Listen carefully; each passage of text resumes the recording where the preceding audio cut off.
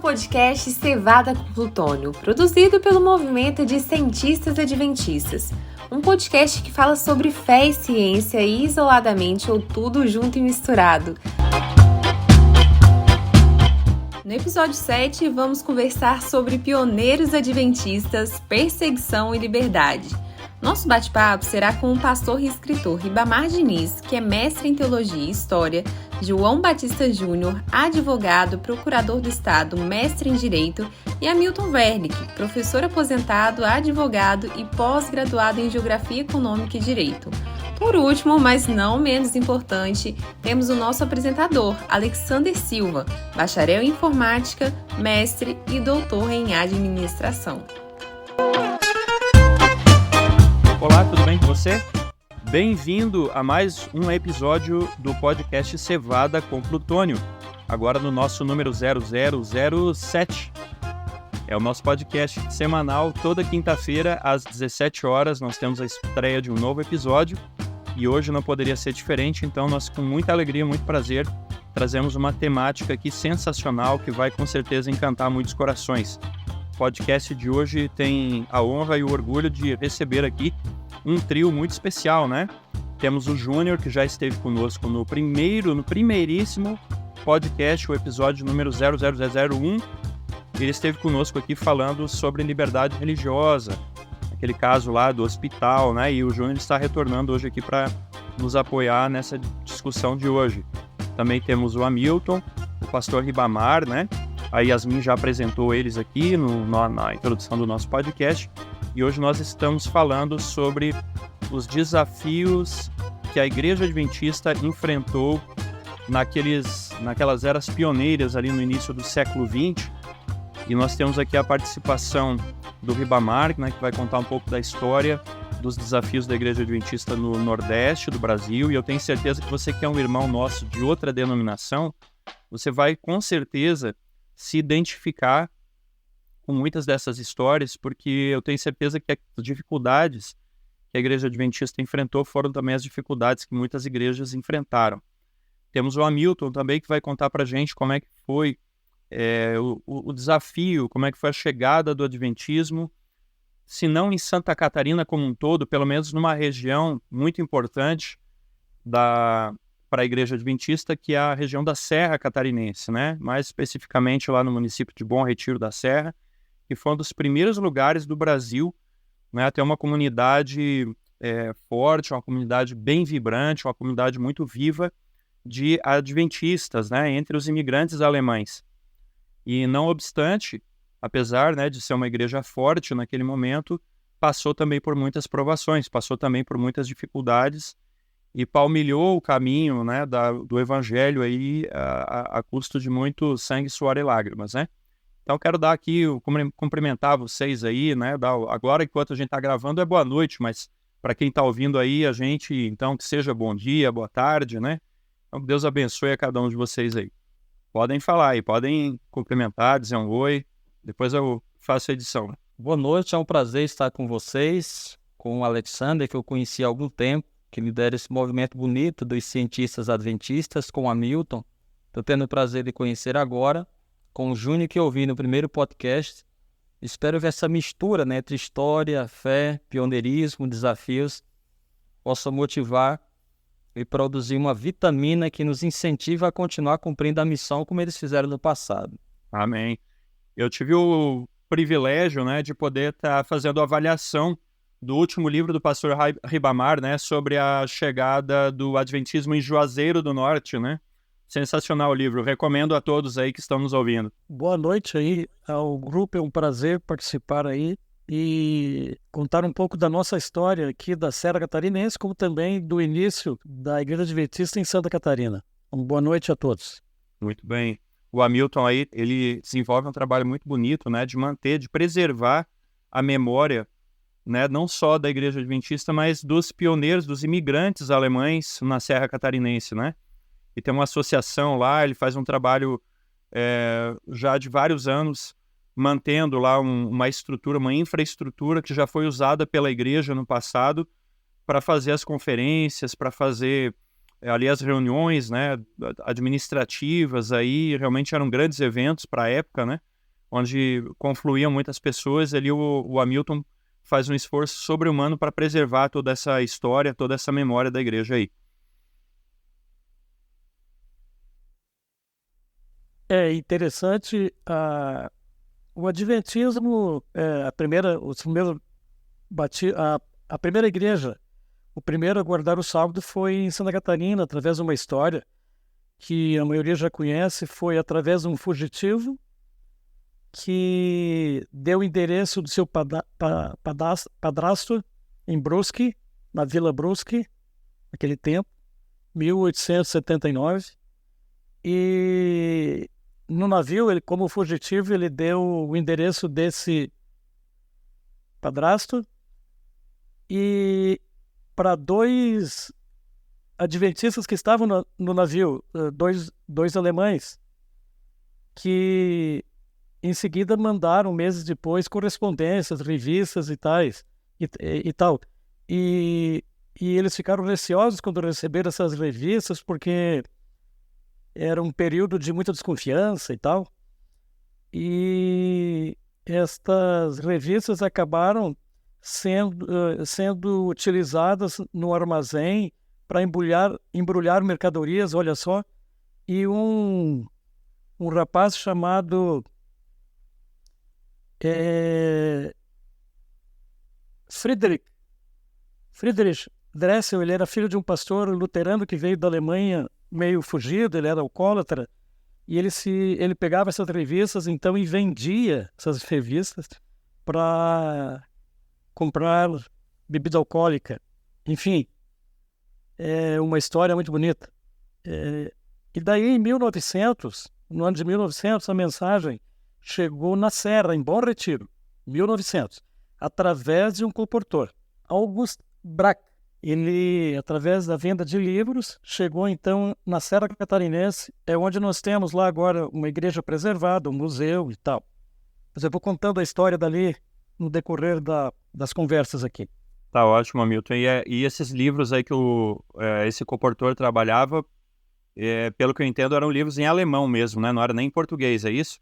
Sim, em 1900, ali em Bom Retiro, na localidade chamada Entrada dos Campos das Lagens, porque saía da Serra Geral e entrava no Planalto Catarinense. Todos ali na vila, todos eram imigrantes alemães, todos. E esses livros eram todos escritos em alemão, e eles ainda não tinham escola que ensinassem o português. A escola foi criada em 1907, a igreja em 1900, na casa do pioneiro, que foi Johann Deutscher, meu tria-avô, inclusive, foi o primeiro, e a família Bell a aceitarem o sábado. A igreja começou então em 1900, ali na casa dele, em 1907, a escola, mas era tudo na língua alemã. Assim, é muito empolgante a gente poder reviver um pouquinho dessa história, porque a gente vai ver ao longo desse podcast que não foi tudo flores, né, nesse trajeto todo aí que eles percorreram.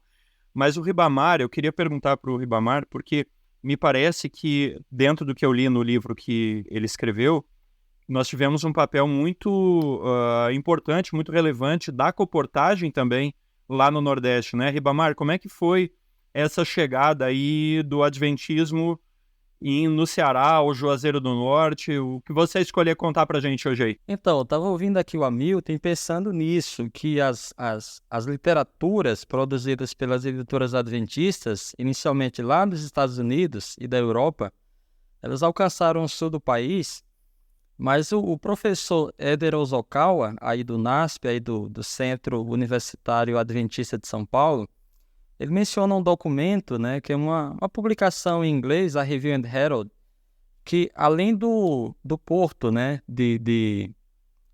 do porto da literatura ter chegado a Gaspar Alto, né, através do porto do Itajaí, outros 4 portos também receberam literatura naquela época, ali no final do século XIX, um na Bahia, um provavelmente em Alagoas, um no Rio de Janeiro e outro que eu não lembro agora.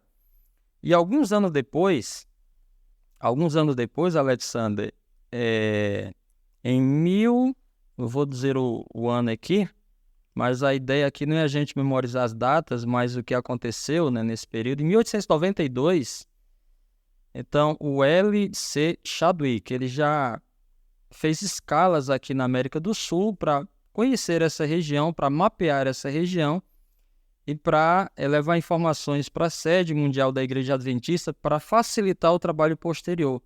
E ele já fez provavelmente escalas no Ceará, pelo Nordeste, especialmente no Ceará, adquirindo ali informações, né, sobre a cultura, sobre a população e como essa população poderia ser alvo também do trabalho evangelizador dos missionários. Só que, assim, falando especificamente sobre o Ceará, sobre o estado do Ceará, os primeiros comportores que visitaram a região foram o Zacarias Rodrigues e o André Gedrá. O André Gedrá é bem conhecido da história adventista porque ele veio para o Brasil muito jovem, um europeu, né, que migrou para cá, conheceu aqui a mensagem adventista, se converteu, foi batizado, e muito jovem ele participou ali dos inícios do nosso primeiro colégio ministerial, né, o Colégio Adventista Brasileiro. Ele depois se tornou gerente da fazenda do colégio e ele passou a comportar São Paulo, aí um pouco no Sudeste, veio para o Norte, juntamente com Hans May, um alemão também que veio comportar aqui com ele, e ele foi comportando todo o Norte, na região amazônica, e foi ao Nordeste. Lá ele encontrou-se com o Zacarias Rodrigues, que é um comportor que viajou boa parte do Nordeste, e ali eles fizeram as primeiras incursões em Fortaleza e no interior do estado. Então, depois que o Zacarias Rodrigues e o André Gedrá trabalharam na década de 30, ali em Fortaleza, posteriormente foi feita uma conferência através do Léo Hallel e houve os primeiros batismos ali na Lagoa da Parangaba, né, na capital do Ceará. Então, a comportagem ela preparou esse caminho para a chegada dos pastores e de outros missionários que acabaram atendendo esse interesse despertado pela leitura dos livros, das revistas e dos próprios contatos dos comportores que comentavam e falavam das verdades bíblicas especiais para o tempo em que vivemos. Então, a comportagem, eu estava lendo, Alexander, e Hamilton pode até confirmar, porque ele conhece mais que eu, segundo o Almir Marrone, que hoje é o líder, é aquela pessoa que coordena esse trabalho com as publicações adventistas ao redor do mundo, ele menciona que 80% dos países em que a igreja entrou, né, foi através das publicações e do trabalho dos comportores. Então, o Brasil e o Ceará não foram diferentes, e praticamente em todo o Nordeste a literatura chegou primeiro que a palavra falada no púlpito, né? Muito bem. E eu quero só colocar aqui uma questão, porque o que acontece? Quem está escutando a gente pode ser que não saiba o que significa comportagem, né? Perdoa se você já sabe, mas pode ser que um ou outro que não saiba, e não há problema nenhum se não souber. Comportagem, então, é a função, né, daquela pessoa que vende livros. Agora, especialmente quando a gente está falando de livros missionários, comportagem, ela assume um significado ainda mais especial, porque é um trabalho missionário, não é simplesmente uma forma de sustento, né, uma profissão, mas é também uma forma de missão, e é uma forma de missão muito importante. Então, a comportagem não é exclusividade da Igreja Adventista, vem sendo usado por muitas igrejas diferentes, né? E não foi diferente, como o Hamilton e o Ribamar colocaram aqui muito bem. A Igreja Adventista, ela, digamos assim, quando ela começou no Brasil, ela já tinha um terreno, de certa forma, preparado, né, pela literatura que havia aportado antes aqui. Literatura essa, seja em português, como foi o caso aí que o Ribamar trouxe para a gente, ou até mesmo em alemão. E isso é muito interessante, porque existem alguns estudos, né, do pessoal da área missiológica da igreja, que eles fizeram alguns estudos e disseram que as comunidades imigrantes, elas têm uma propensão muito mais acentuada para aceitar a mensagem, para aceitar o evangelho, do que uma comunidade nativa muito bem estabelecida. E eles chegaram até no número de 13 anos, né, que é o período no qual uma comunidade, uma família, um indivíduo, né, que imigra, ele tem essa, digamos, esse período em que ele está fazendo essa aclimatação, né, até que ele esteja, digamos assim, instituído no novo país, né. E a igreja tem um trabalho muito bonito com as comunidades imigrantes. em outros países aí, na Europa principalmente, né, um trabalho missionário muito forte entre as comunidades romanes, né, os ciganos ali, etc. E se alguém quiser conhecer por que de repente chegou essa onda, né, de evangelismo adventista na América do Sul, lembrando que a Argentina foi o primeiro país que recebeu a mensagem adventista, questão de poucos anos, não foi muita coisa de diferença, mas se alguém quiser conhecer mais, tem uma meditação escrita pelo pastor George Knight, né, que é um historiador da nossa igreja aí, e ele escreveu uma meditação chamada Para Não Esquecer, e ali ele conta, dado momento a igreja adventista virou a chave, né, ela saiu ali de um processo muito endógeno, e aí a igreja adventista passa a se voltar para os campos missionários estrangeiros, e dentre eles a América do Sul, como não poderia deixar de ser. Agora, Júnior, eu quero fazer uma pergunta para você. Dentro desse contexto que a gente está falando, a gente vai já passar a palavra de novo para o Hamilton, para o Ribamar, houve, assim, bastante perseguição, não foi um trabalho fácil para a igreja adventista, nem um pouco, porque enfrentou muita resistência, e hoje os conceitos de liberdade religiosa que nós temos, infelizmente, eles não são muito antigos, né? São questões, assim, mais recentes. Eu queria, se você puder falar um pouquinho para a gente, como é que foi o desenvolvimento, como é que era enxergada a questão da liberdade religiosa no passado e por que esses caminhos, às vezes, no passado eram mais difíceis em certos aspectos do que hoje, né? Assim, boa noite a todos. Eu tenho uma biografia aqui do Guilherme Stein Jr., os colegas aí devem conhecer bastante, e aí ele relata que no Brasil, a primeira igreja protestante a chegar formalmente foi a igreja anglicana em 1822. E aí, segundo ele escreve, ele relata para a gente, praticamente a cada 10 anos chegava uma nova congregação. E aí chegaram os metodistas, né, a igreja congregacional, e por fim, a nona denominação a chegar, a oitava, melhor dizendo, foi o Adventismo. E aí o batismo do Guilherme Stein Jr. foi uma espécie de formalização, né, da instituição da Igreja Adventista aqui no Brasil. Aí vocês, os colegas que estão mais a par da história da igreja, podem fazer considerações a respeito disso.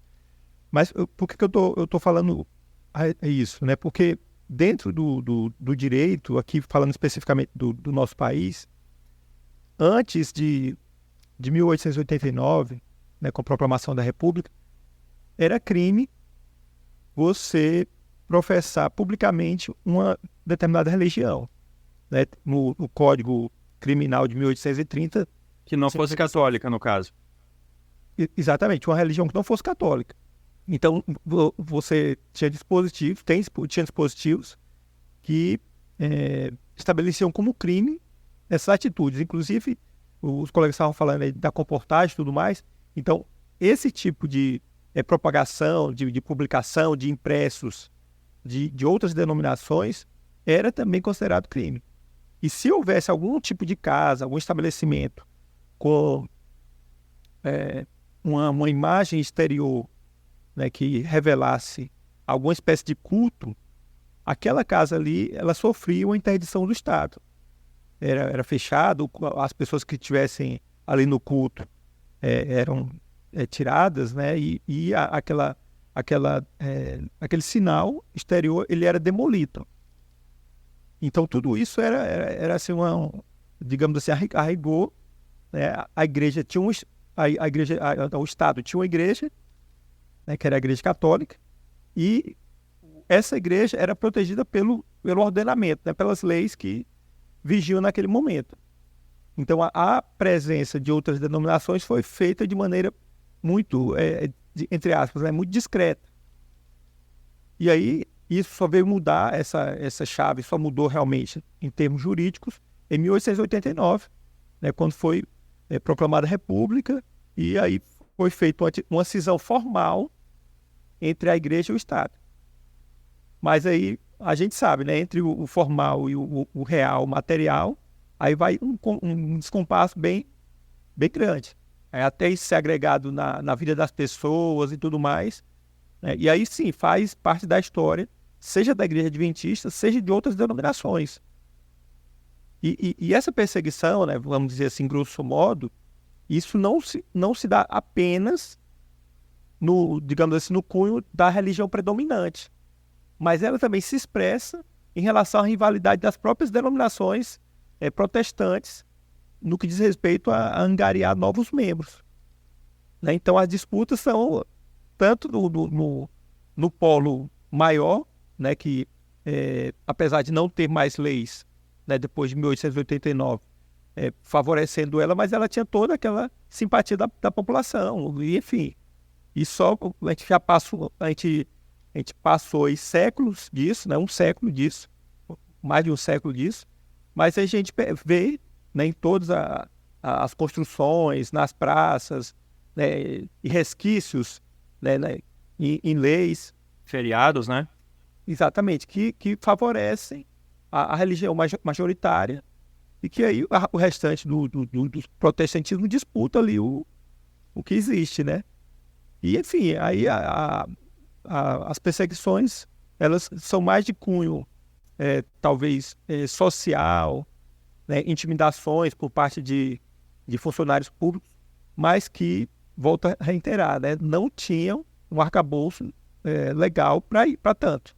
Mas que, enfim, de alguma maneira, as instituições do Estado, por estarem, vamos dizer assim, entre aspas, né, aparelhadas, né, com a concepção predominante, acabam, de alguma maneira, favorecendo, né, tendo algum tipo de simpatia. Eu acho importante isso que você trouxe aí, pelo seguinte, né? Você note que até 1889 foi praticamente junto com a abolição da escravatura, né? Você tem ali você tem a República Velha, e aí entra uma Constituição, né? Ainda que é embrionária, ela é bem diferente dos princípios constitucionais que a gente teria aí 100 anos depois. Mas ainda assim você vê esse salto acontecendo, que é um salto realmente alinhando, inclusive, né, com aqueles ideais lá da Revolução Francesa, aquela questão toda. E eu recomendo aí que quem está nos escutando escutar o podcast episódio 6, né, que nós falamos sobre a questão da universidade, do jovem, aquela questão toda, né? Mas aí entra esses ideais, só que leva um tempo para isso fazer parte efetivamente da cultura, porque a cultura deles era realmente uma cultura protecionista, né, com relação à religião.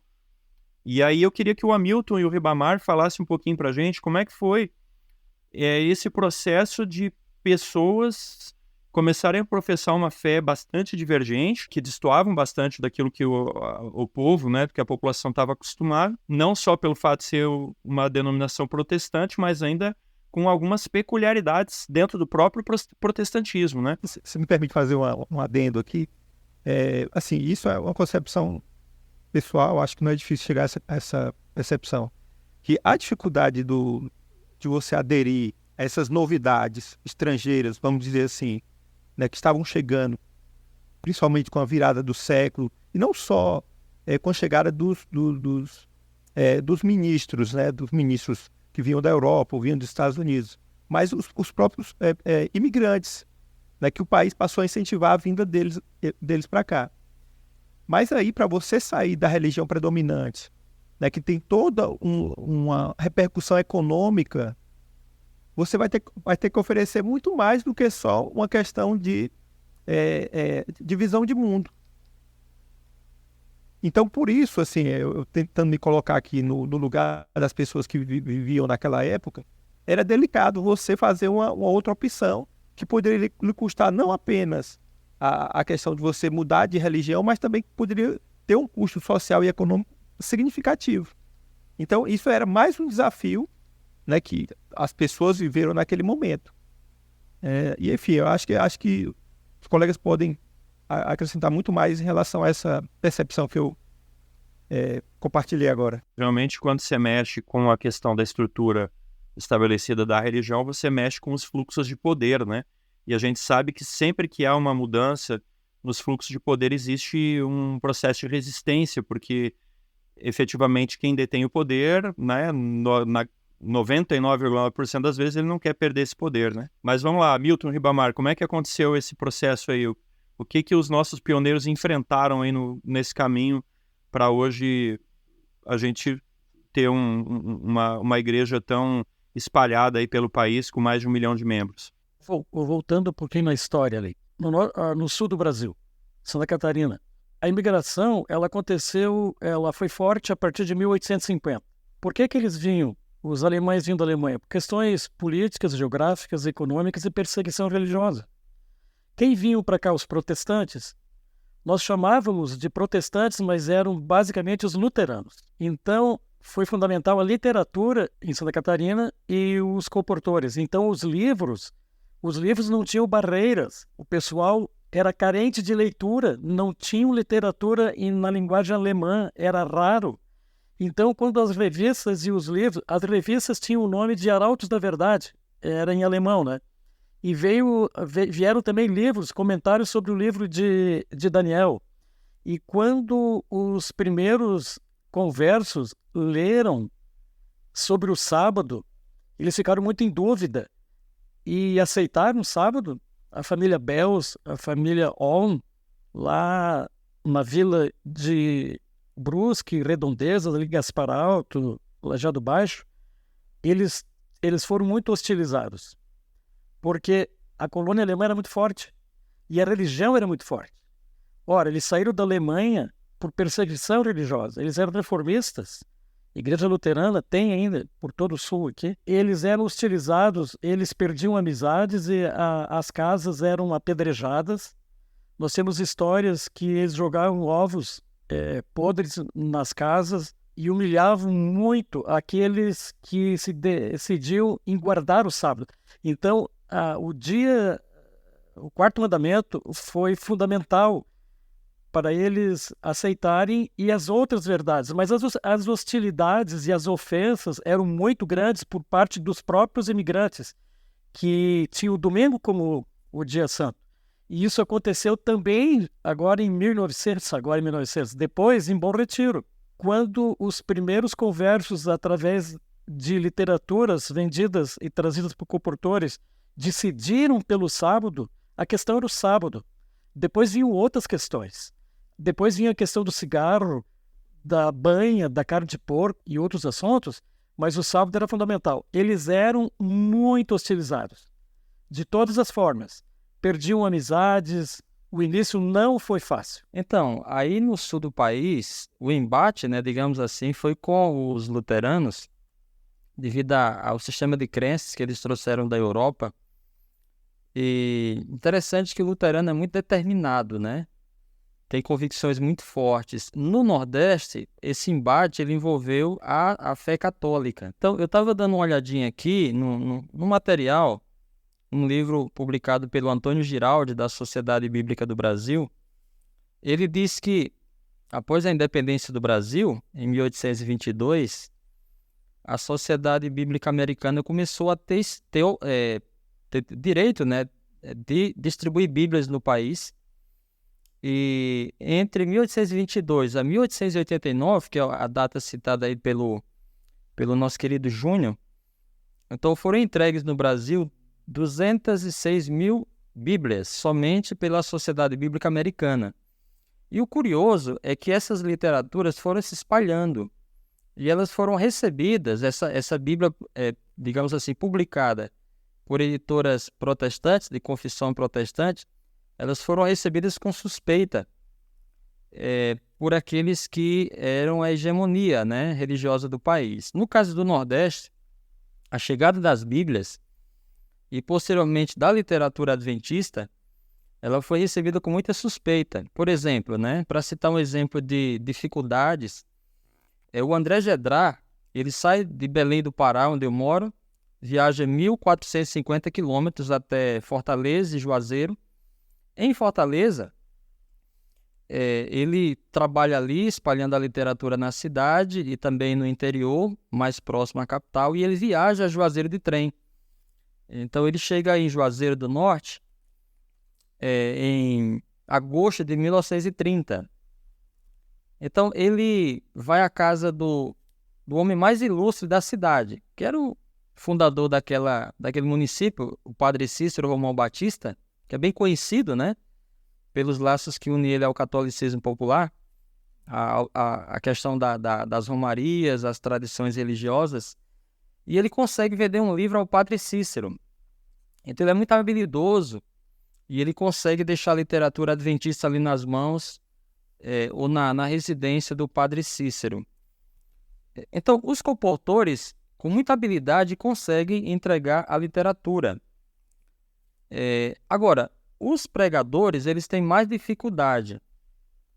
Antes de eu falar dos pregadores, o Rubens Lessa, que se tornou editor da CPB, da Casa Publicadora Brasileira, ele também visitou Juazeiro do Norte e uma cidade vizinha chamada Crato, distribuindo a literatura adventista. Então, esses compositores, eles eram muito, digamos assim, habilidosos para deixar a literatura e convidar as pessoas à leitura, né, ao exame, e muitos acabaram se interessando pela Bíblia.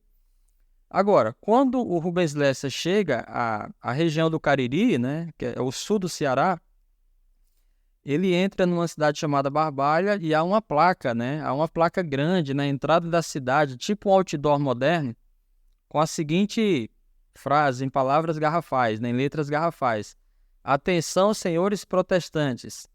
O alto lá, senhores protestantes, a Barbalha de Santo Antônio já está evangelizada.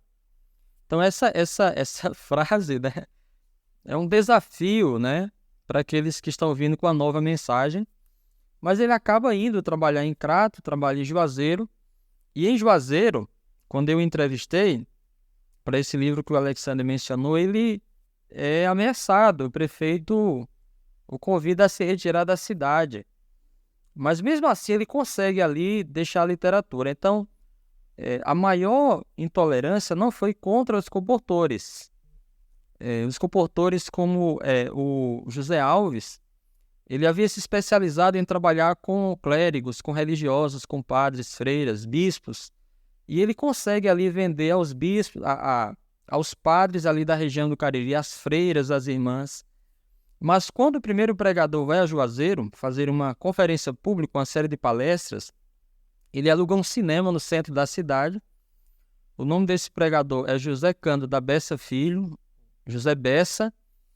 Ele aluga aquele cinema e ele começa a pregar. E o auditório lota, né? Cerca de 400 pessoas, segundo o relato dele. Inclusive, eu conversei com uma pessoa que esteve presente, seu Zezinho. Ele disse que ele lembra detalhes, o que me impressiona, né? Me impressiona. Ele disse que entrou no cinema quando um pastor adventista falava sobre Nabucodonosor. Então, ele lembra detalhes dessa ocasião. Mas, com esse interesse, né, despertado, na segunda semana, o padre faz um discurso ali e ele usa a seguinte expressão, né? Se o padre Cícero fosse vivo, não deixaria os protestantes invadirem nossa cidade. Então, esse grupo de pessoas que houve acaba se unindo a um grupo maior, vão à frente do cinema e ali ameaçam os pregadores, né? A equipe missionária, o pastor Bessa, sua esposa Anaí, o grupo de obreiros, e felizmente a polícia intervém e depois dispersa a multidão. Após esse fato, o público cai de 400 para 40. Eles continuam pregando 4 vezes por semana, mas no final da série, eles não conseguem o alvo que eles desejam, que é batizar as pessoas, estabelecer ali uma congregação. Então não há essa liberdade religiosa prevista no Código, né, Civil, nas leis estabelecidas. E outro fato acontece. Essa é uma represália. O segundo, e eu queria mencionar porque é importante que a gente conheça um pouco da história, porque graças a Deus isso não tem se repetido há muitas décadas. Há uma consciência coletiva em todas as pessoas de que todos têm liberdade de crença e culto, né, em nosso país. Então, como os missionários continuam trabalhando à noite e também nas visitas durante o dia, a Anaí Bessa comenta que alguns jovens se aproximam dela e jogam capim na direção dela. Porque na época, no Nordeste, os protestantes, né, os evangélicos, eram chamados de bodes, né? Então oferecem capim a ela. Mesmo assim, ela continua fazendo convites. À noite, o pastor Bess e a sua esposa acordam e os obreiros na casa onde foi alugada e eles sentem um mau cheiro, porque jogam, né, por baixo da porta deles fezes. Fazem a mesma coisa com o proprietário da casa, que apenas alugou a casa. Então, esses são alguns exemplos de algumas agruras, de algumas perseguições, né?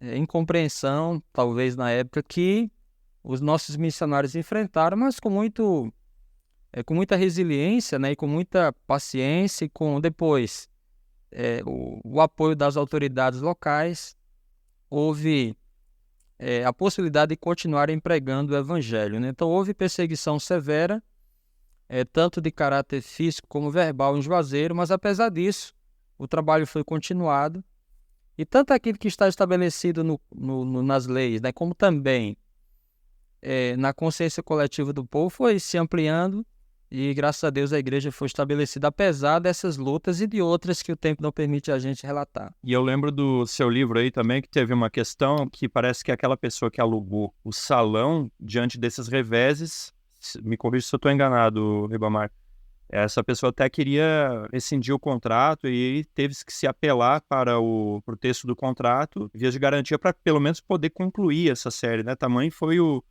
a oposição que foi despertada nessa cidade aí, não foi? Exatamente. O pastor José Bessa teve que, em Fortaleza, fazer contato com o secretário de Segurança do Estado na época, que deu as garantias para que eles pudessem continuar a série ali na cidade. Sim, mais um detalhe, Alexander. As pessoas que se interessavam e iam à conferência, elas também eram alvo de, digamos assim, ataques, né, por alguns vizinhos. Naquela época, em Juazeiro, não havia água encanada, estamos falando no final da década de 50, provavelmente essa conferência foi em 1959.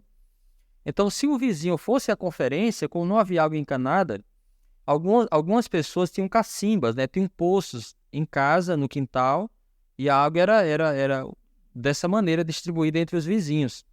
Então, se um vizinho fosse à conferência, outro vizinho não dava água.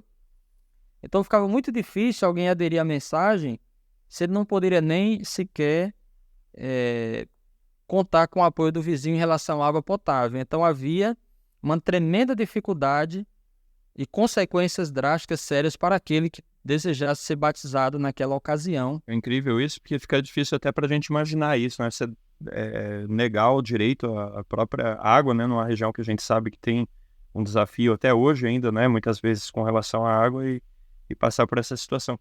Agora a gente falou muito a questão dos imigrantes, né? Os imigrantes alemães não só no sul do país, mas também no sudeste, no nordeste, como vocês colocaram. Mas, Hamilton, teve uma pessoa que eu lembro daquele livro, né, Fé, Honra e Coragem de um Povo, que o Hamilton conhece bem, que era uma índia, né, uma índia que se chamava Luca Moore. E essa índia, ela teve, assim, ela foi um personagem histórico, né, o pessoal não está acostumado a ver a figura indígena no estado de Santa Catarina, mas existiam algumas tribos ali no estado de Santa Catarina, algumas até peculiares da região, e dentre essas tribos aí teve, né, uma história um pouco longa, muito triste, né, porque eram tempos muito violentos, mas teve essa pessoa aí que se converteu ao adventismo, né, eu queria que o Hamilton falasse um pouquinho, se ele sabe dessa história ou de outras, assim, parecidas com essa, como é que foi esse espalhamento da mensagem agora não só entre os alemães, mas também entre as comunidades ali, né, que estavam ali próximas. Naquele tempo que os imigrantes vieram para cá, na metade do século XIX, o Império oferecia mil maravilhas. Uma terra abençoada, uma terra que produzia tudo, e realmente, mas eles, quando recebiam o seu quinhão, a sua parte de terra, era uma terra povoada de índios, mata fechada. O Império, quando dava muito uma enxada, um machado, uma foice, algumas sementes, e os imigrantes enfrentavam era cruel. Vinham se apoderar de uma terra que era, vamos dizer, dos indígenas, dos índios, muitas tribos. E Luca Moa é uma tia-avó minha. Então, nessas disputas aí, o meu bisavô era Eduardo, filho de Johann Deutscher, que é o pioneiro, em 1900. Eles estavam numa disputa lá e esse meu bisavô, então, pegou essa menininha índia e criou ela junto com a minha avó. Então, a história conta que na região, os livros apontam, a sua casa hoje é tombada pelo município, a sua casa, e ela, como índia, falava a língua alemã e tornou-se adventista, desde que foi adotada, desde o momento que separaram ela dos seus pais, enfim. A história não é bonita, não é triste, mas o final é que ela, como indígena, era adventista e falava a língua alemã, então isso percorreu a região aqui e é uma história que está relatada em livros, inclusive. Se o Hamilton me corrija se eu estiver errado, mas assim, aqueles tempos eram tempos assim muito difíceis, né?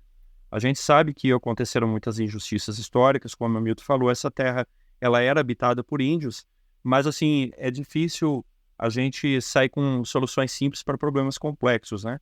Os imigrantes chegaram aqui, realmente os índios queriam defender o seu território, e aconteciam aí situações de muita violência, né, tanto de um lado quanto do outro. E aí, nesse contexto de violência, né, numa dessas guerras que aconteceram entre o homem branco e as comunidades indígenas, independente de quem começou, quem provocou, quem respondeu, revidou e tal, um saldo foi, né, justamente essa carinhosamente chamando essa indiazinha, né, que acabou ficando órfã numa dessas guerras, e justamente por serem ali, existirem famílias cristãs ali naquela região, ao invés de tratar essa menina, né, com desprezo, como uma raça inferior, como era comum, né, as pessoas naquela época enxergarem, né, os povos não europeus, essa família tratou essa indiazinha aí como filha, né, criou como filha, deu todo o acesso, todos os direitos que uma filha legítima teria, né, dentro de uma família. Então são histórias muito bonitas que a gente vê do evangelho não só sendo pregado, mas o evangelho sendo vivido também, né? Que isso é uma questão realmente muito importante. A gente percebe como o poder do evangelho ele chega mudando uma comunidade, não apenas nos seus discursos, mas também nas suas práticas, né? Então, Alexandre, Alex, e é bom mencionar que a mensagem chegou a todos, aos moradores que não eram imigrantes, enfim, moradores da região, eles eram alcançados. Não só famílias alemãs que chegavam de outros lugares de Santa Catarina ou vinham da Alemanha também, mas a mensagem ali foi para a comunidade toda. Em Bom Retiro, que eu estou me referindo, né? Ela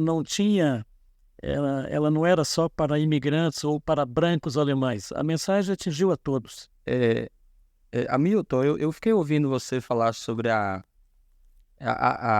esse gesto, né, de adotarem essa menina, e pensei que talvez esse ato, né, de amar ao próximo, ele acabou quebrantando muitos corações, né? Nós sabemos que a maioria da população brasileira é católica, e aqui na região do Cariri, a mensagem adventista foi recebida, como eu falei, com muita suspeita, né, porque era uma concorrente, né, a fé que eles amavam, que eles viviam, praticavam. Considerando que Juazeiro é o berço, né, das romarias em relação ao Padre Cícero.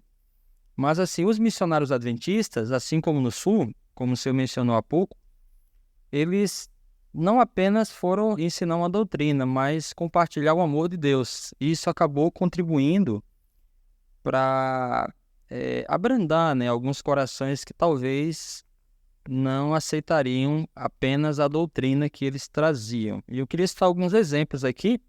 Claro, são um pouco diferentes, mas eles correspondem ao que parte da sua família fez no passado, e muitos fizeram também. Por exemplo, quando os comportores chegavam ao Cariri para vender a literatura, eles acabavam contribuindo com a questão educativa, né? Porque o índice de analfabetismo era muito grande. Então, muitos pais viam naqueles homens pessoas que poderiam motivar seus filhos aos estudos, né?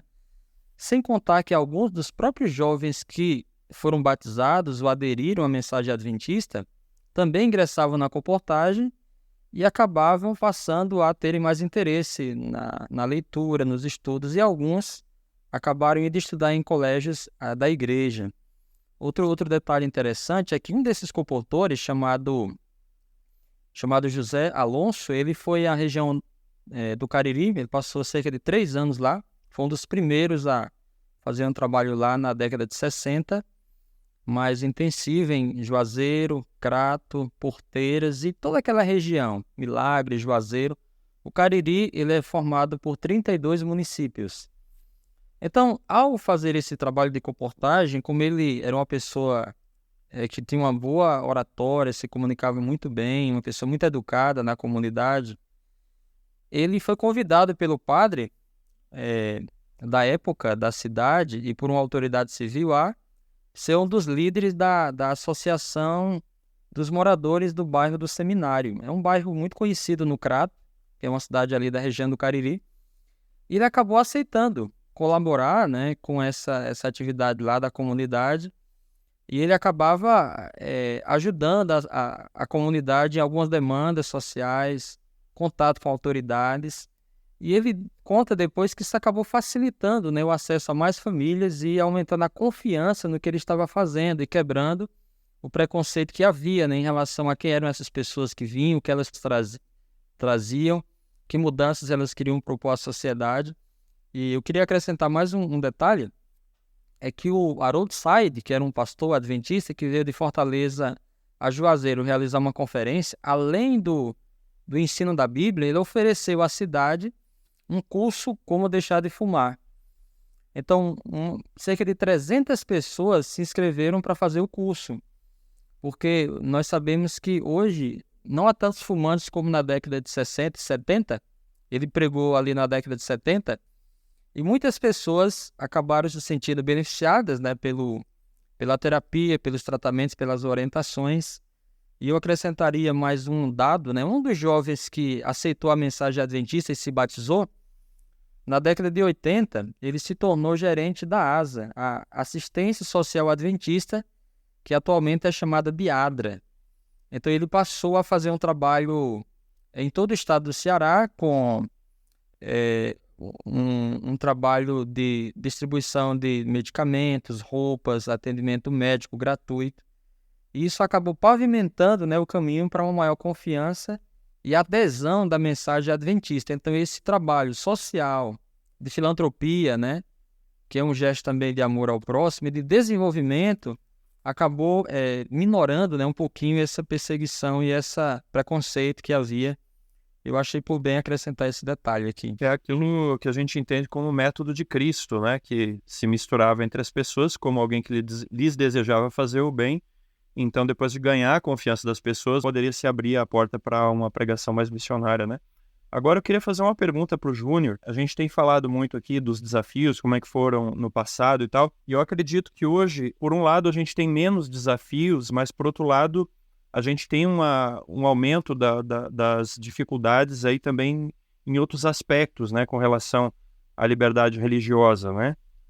A gente tem alguns momentos, parece até uma tentativa até de retrocesso de algumas conquistas que foram obtidas aí ao longo do século XX. Júnior, como é que você enxerga hoje os desafios atuais à luz daquilo que aconteceu no passado e quais são os desafios que você enxerga hoje que estão diante da igreja no cumprimento da sua missão hoje no século XXI? Eu queria fazer um contraponto aí, instigar, né, algumas reflexões. É porque a gente está falando muito, assim, que é a proposta do podcast, né, falar em perseguição, que a igreja sofreu, né, a igreja adventista, o protestantismo como um todo, né, como a gente frisou aqui no início, o cenário é de uma religião predominante, de uma denominação predominante, e aí há uma tentativa de penetração, entre aspas, né, dessas novidades que estavam vindo dos Estados Unidos da América e europeias também. Que lá também essas religiões são minoria. Eram minoria na época, né? E, enfim, vieram com essa penetração no Brasil e com essa leitura de perseguição. E, num primeiro momento, né, essas religiões entram, né, com uma atitude de irmandade, né, de até um certo ecumenismo, e depois elas passam também a disputar no mercado da fé, né, o seu espaço por membro. Mas no contexto religioso brasileiro, assim, a rigor, as religiões realmente foram perseguidas, inclusive com violência sistemática, são as religiões de origem africana. E assim, um risco, que aí você está falando, quais são os riscos atuais do adventismo. Um dos riscos que o adventismo sofre não é nem tanto de perseguição, assim, pelo menos no contexto contemporâneo, porque a igreja adventista, assim como as outras igrejas religiosas, elas acabam contemporizando. Né? Mas o risco que a igreja tem é de também fazer perseguição em relação a outras denominações. Eventualmente, engrossar um discurso de ódio em relação a um outro grupo. Né? E assim, eu falo isso, né?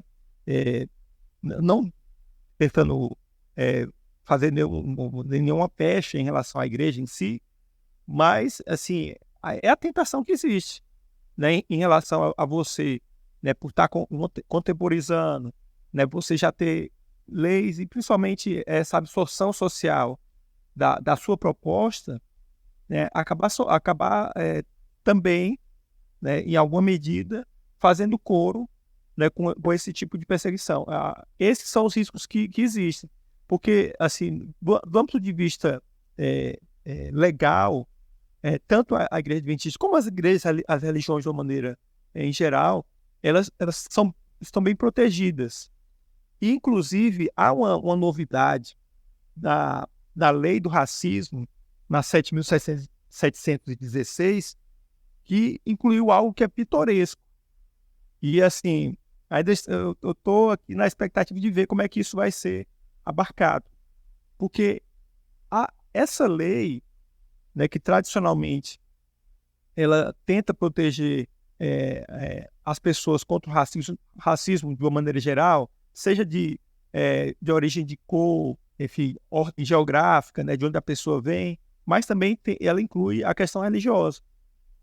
E ela incluiu um dispositivo que constituiu como causa de aumento de pena você fazer algum tipo de discriminação de ordem religiosa dentro de um contexto de diversão, dentro de um contexto de recreação, que aí envolve muito aquilo que a gente vê na imprensa não, né, nas mídias, esse tom jocoso em relação a uma ou outra religião, né? E aí envolve o cristianismo, né? Envolve todas as religiões. Mas, assim, qual é a sinalização assim, que eu vejo, né, antevejo em relação a essas leis? É uma maior proteção ainda das religiões, assim, de uma maneira geral. Isso no âmbito jurídico, mas aí há de se ver como é que isso vai ser absorvido, como é que vai ser plasmado em relação a tudo que a gente já existe hoje.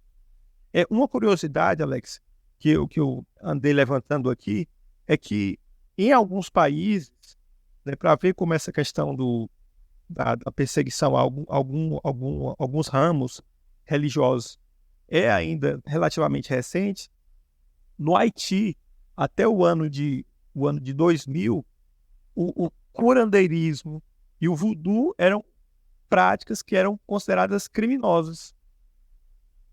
Né? Então, ou seja, aqui na virada do século, um país aqui do continente americano considerava essas práticas como sendo criminosas.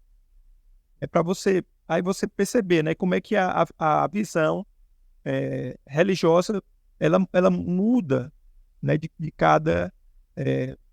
de cada país, né, e mesmo dentro de um continente, né, que a rigor teria uma influência americana, da liberdade norte-americana muito grande, mas que ainda não é vista assim de maneira muito patente, né, sobretudo por conta das questões do discurso de ódio, que estão muito presentes hoje, e que é um risco muito grande para qualquer religião ser, e os pregadores, né, de uma maneira geral, serem taxados de discriminadores, né, de pessoas que estão promovendo algum tipo de perseguição. Júnior, eu gostei muito dessa reflexão que você trouxe, né, e é legal quando a gente tem um podcast assim, com vários componentes, com backgrounds diferentes, porque sempre saem reflexões muito boas. A gente está olhando muito para o nosso passado, a gente está olhando muito a dificuldade, né, que os nossos pioneiros, aqui, claro que em primeira instância, Igreja Adventista, mas também logo na sequência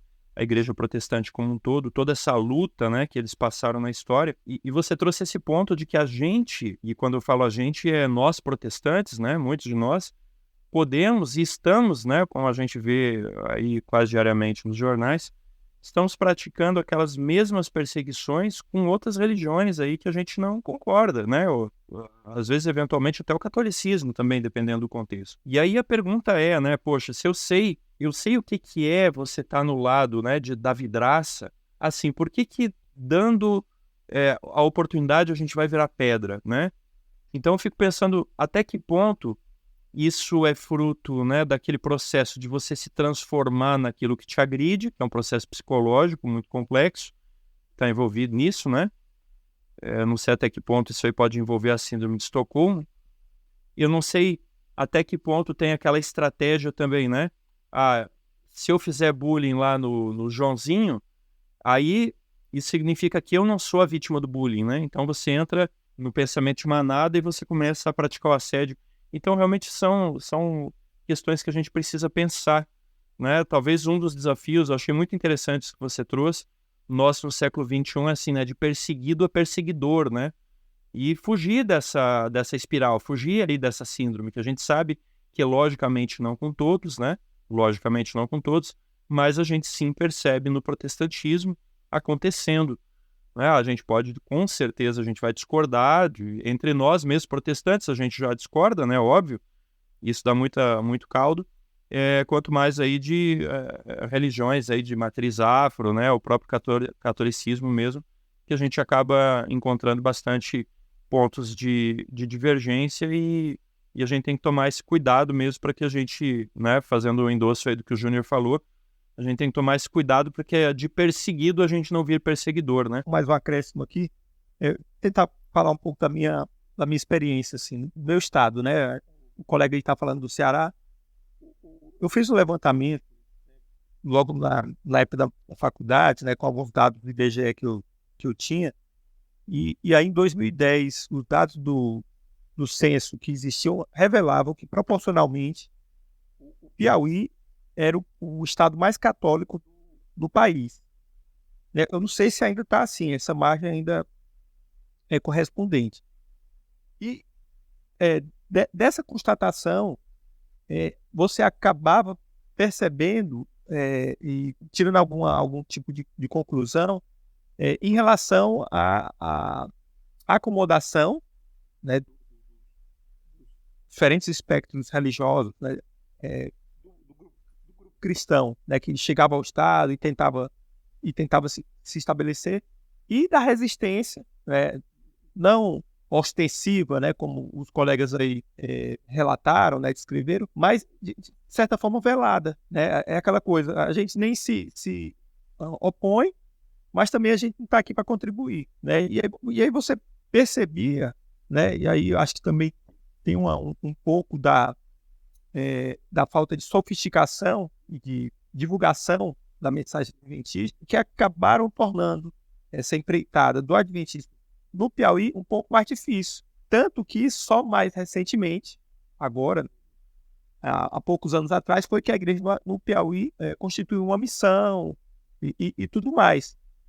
E, enfim, aí você tenta ver quais seriam as explicações em relação a isso. Porque, em determinada medida, alguns estados do país, e aí talvez a migração, acho que os colegas podem fazer uma leitura melhor a respeito disso, eles tiveram um avanço e uma recepção maior dessa mensagem adventista. Enquanto em outras regiões, né, por conta da formação da sua população e tudo mais, houve uma resistência muito maior da penetração dessas, digamos assim, vou chamar de novidades, né? Dessas novidades, dessas mensagens. E principalmente porque o adventismo tem um ponto aí peculiar, que muito da comportagem, ela foi feita através daquele livro chamado O Grande Conflito, e que tem na sua mensagem, ele tem algum tipo de alerta em relação à religião predominante. Então você, quando chega com promovendo essa literatura e tudo mais, por mais impactante que ela seja, no que diz respeito às suas verdades, mas também ela é uma mensagem incômoda. né? E aí você vê, né, esse tipo de literatura sendo distribuída e, naturalmente, né, você vai sofrer algum tipo de... É muita ingenuidade a gente achar que a gente não vai receber nenhum tipo de rechaço por causa desse conteúdo, né? E eu queria aproveitar aqui também e perguntar para o Hamilton, porque ele faz um evento todo ano em novembro, se eu não me engano, é no feriado de finados, é isso, né, Hamilton? Tem o encontro dos pioneiros, dos descendentes dos pioneiros adventistas lá de Santa Catarina, né? Como é que funciona, Hamilton? Então, Alex, é sempre no primeiro final de semana de novembro. Esse ano vai ser o 28º encontro, dia 4 de novembro, e quem fará a programação são os irmãos que saíram de Bom Retiro e foram para Maringá, no Paraná. Nós temos 3 pastores ainda que saíram de lá, muitos saíram de lá, pastor Berger, pastor Henrique Berg, e nós temos ainda atuando o pastor Ademar Quint, o Euri Branger e o Gilson Grittner, filhos de Bom Retiro. Então, nós temos uma igreja construída em 1948, totalmente restaurada.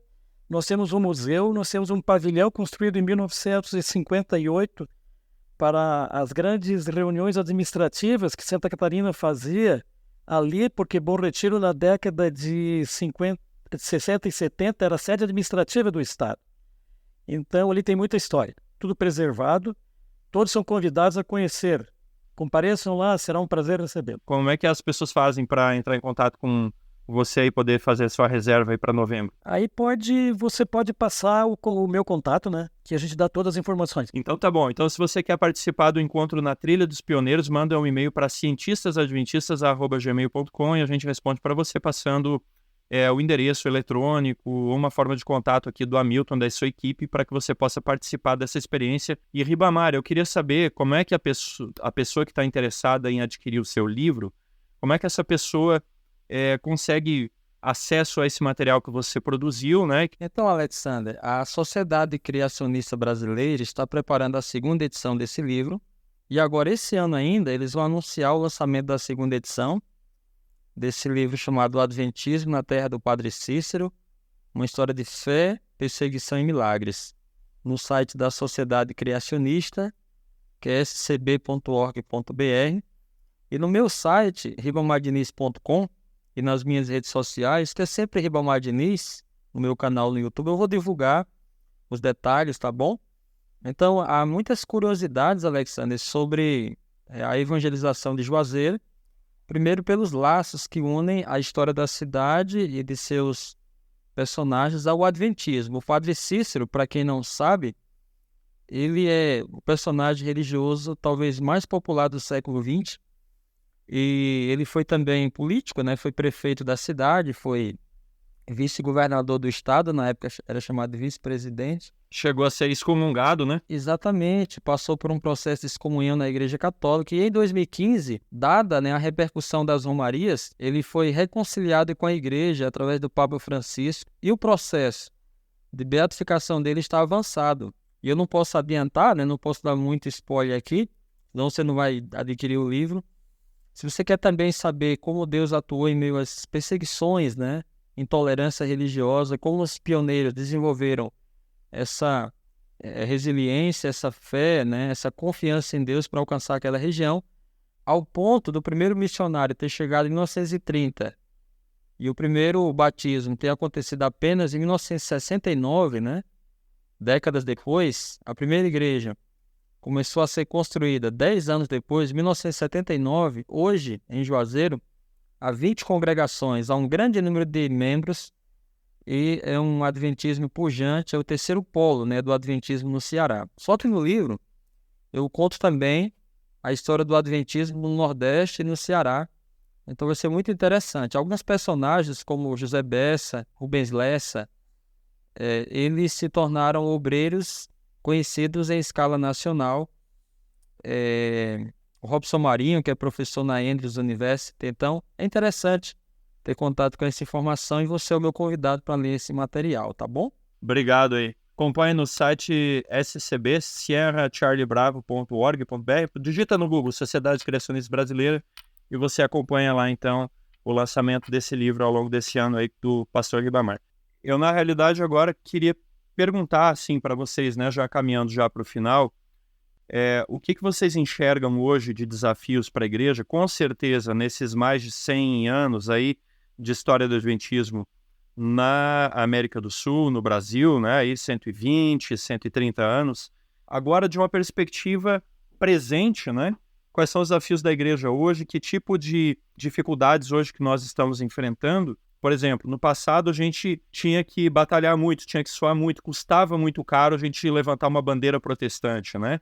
Custava muito caro eu vestir uma camisa adventista, ou presbiteriana, ou luterana, ou metodista, ou quem quer que seja. Hoje não está mais tão difícil. A gente tem, sim, algumas dificuldades, mas em certo aspecto até ficou meio chique. Mas, por outro lado, eu vejo assim que tem alguns outros problemas que a gente pode não estar acostumado. É assim, quando a gente era minoria e, de repente, dependendo do contexto, a gente pode ser até uma maioria. Hoje a gente vê um avanço muito grande dos protestantes, né, na parcela da população aí dos religiosos, né, em relação às outras religiões.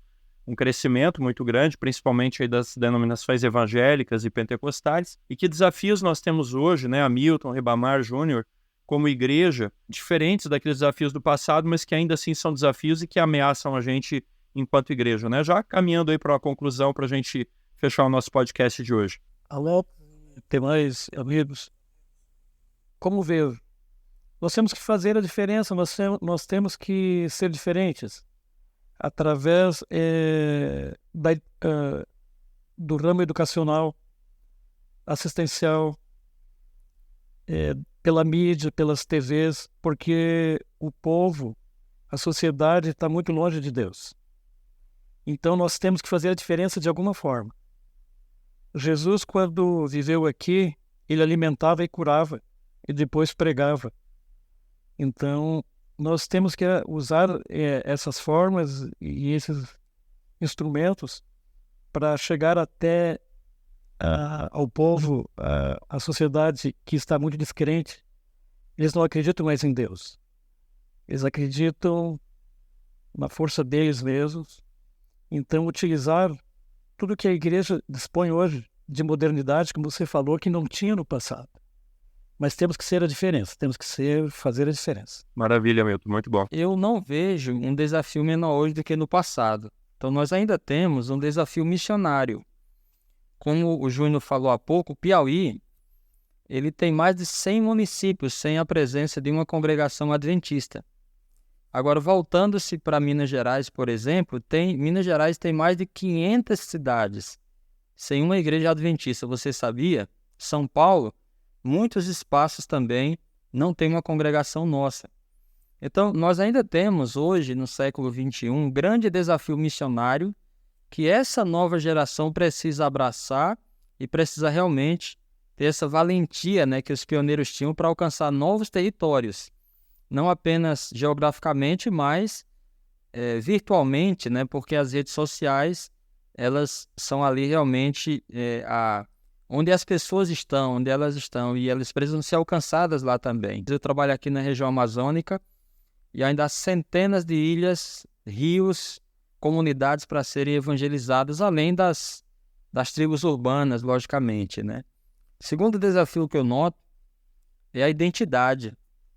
Então, nossos pioneiros, como posso citar aqui o Manuel Ludgero da Silva, foi o primeiro adventista de Juazeiro. Esse homem faleceu recentemente, aqui em Macapá. E ele era um homem destemido, né, em relação a pregar o evangelho, em relação a doar os seus bens para a causa do evangelho. Então, eu penso que nós precisamos resgatar essa confiança que os pioneiros tinham na palavra de Deus, essa confiança que eles tinham na obra de Deus, esse sacrifício, né, em relação ao trabalho em si. Então, eu penso que nós precisamos resgatar muito da nossa identidade cristã e adventista. E, finalmente, nós estamos em um mundo polarizado. O nosso irmão mencionou aí a questão da falta de fé, e eu queria agregar essa questão da falta de amor, né, coletivo. Infelizmente, o mundo e o Brasil está polarizado. Há várias questões que cativam a atenção das pessoas.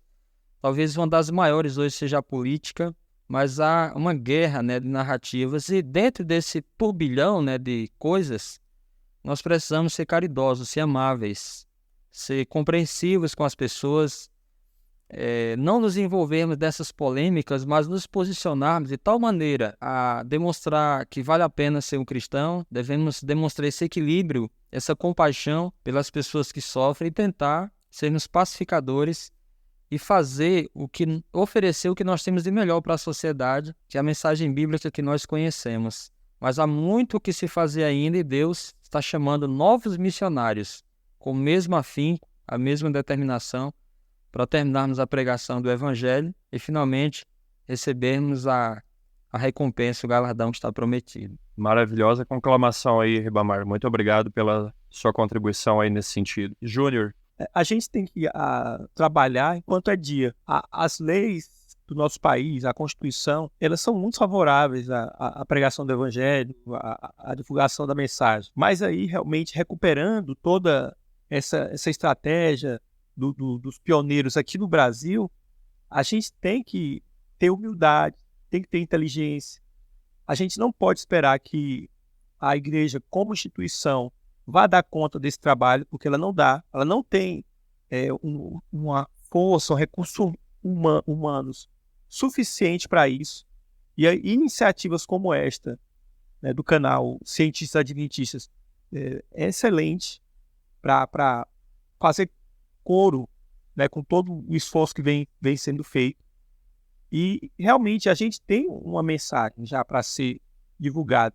A gente não precisa entrar em polêmicas, não precisa entrar no debate político, como o pastor Ribamar falou agora há pouco, porque o nosso conteúdo em si já é muito trabalhoso para ser divulgado, para penetrar. E há uma frase aqui na biografia do Stein Jr., né, que ele compilou aqui de um outro livro, falando a respeito dessas muitas denominações que existem no Brasil, que na verdade é uma família só, olhando para o cristianismo, né? É uma família cristã só, e essas várias denominações pode-se dizer que são várias tribos. E aí nós, humildemente, compomos essa tribo, dessa família cristã. E precisamos, dentro da nossa família, fazer o nosso papel, nos aproximarmos mais das outras denominações, de outros colegas que têm outras visões de mundo, e tentarmos, primeiramente, dialogar de maneira humilde, ouvir, né, e passar também as nossas compreensões. Porque se nós fizermos isso, tivermos um pouco mais de aproximação, vai ser muito mais fácil um trabalho colaborativo, cooperativo entre essas instituições para a propagação do Evangelho, dessa mensagem final que precede a volta de Jesus. Aqui em Palmas, eu tive uma experiência muito significativa, porque tem uma organização aqui dos pastores religiosos, né, das igrejas cristãs, e que eles se reúnem regularmente para falar a respeito das suas dificuldades e em conjunto superá-las. E eu achei isso muito, muito bonito, né? Já participei de uma dessas reuniões, né? Inclusive falando a respeito de um encontro adventista, né, sobre liberdade religiosa, e ali eu fui muito bem acolhido, né? Então, iniciativas como essa, né, e os pastores aqui da Igreja Adventista compõem também esse grupo, que são ajudas mútuas e que permitem algum diálogo interdenominacional, que é o que muitas vezes a gente precisa para a gente crescer, né, como um todo e espalhar a mensagem do advento a toda a nossa geração. Enfim, esse o apelo, né, o pedido, que eu acho que é uma das mensagens aqui do nosso podcast. Sensacional, Júnior. Então, aqui se eu posso compilar rapidamente o que cada um trouxe, né? O Hamilton aqui colaborou dizendo que a gente precisa praticar o amor, né? A gente precisa testemunhar não só por palavras, mas principalmente por atos. O Ribamar aqui trouxe uma questão muito importante da gente fortalecer a nossa identidade, né? A gente saber que nós somos cristãos protestantes, não somos melhores, não somos exclusivistas, não acreditamos que a salvação é só do adventista, né? E por meio da estrutura organizacional adventista, a gente tem essa convicção, mas manter também a nossa identidade, né? E o Júnior aqui trouxe, então, a mensagem de um caminho aberto pelo diálogo. Então, assim, quem prestou atenção nesse finalzinho do podcast conseguiu pegar uma síntese, né? De a gente olhar para o passado, não viver no passado, mas também, ao mesmo tempo, não nos esquecer dele. E, ao mesmo tempo, extrair lições do passado. Eu gostei muito do que vocês três trouxeram, né? Que nos ajuda, inspirado aí nesse heroísmo, né, dos pioneiros, pegar esse heroísmo todo e converter nos métodos atuais, né, em inspiração para que a gente possa levar avante a obra, né, a mensagem que a gente acredita que nós temos a dar, né, ao mundo protestante, ao mundo cristão, que é para que a gente prepare o povo para se encontrar com o Senhor, né? Essa é a mensagem, essa é a missão da Igreja Adventista que a gente carrega no nosso nome. Então, eu só quero dizer o nosso muito obrigado aqui em nome, né, do podcast, toda a equipe que trabalha aí, o nosso movimento de cientistas adventistas. A gente fala isso costumeiramente em todo podcast, mas é um assunto melhor que o outro, então eu não posso deixar de falar, né? A gente hoje arranhou um pouquinho desse assunto. Se a gente for pegar aqui, o Júnior está mais na parte legal aqui, mas falando da parte histórica aqui, o Ribamar e o Hamilton pegar um pouquinho só do que eles sabem de histórias, de experiências, de momentos, certamente a gente viraria a noite aqui gravando o podcast e a gente não esgotaria tantas histórias, né, e tantos testemunhos maravilhosos que a gente tem.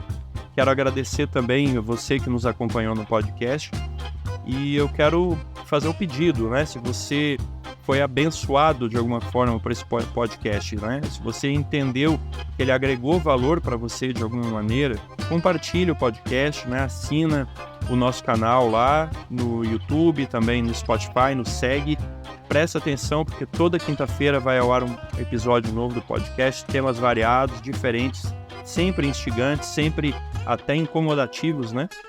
Porque esse é o nosso objetivo mesmo, é tirar as pessoas da zona de conforto, colocá-las para pensar, para refletir, ainda que seja para confirmar suas visões, mas fazer isso com mais segurança.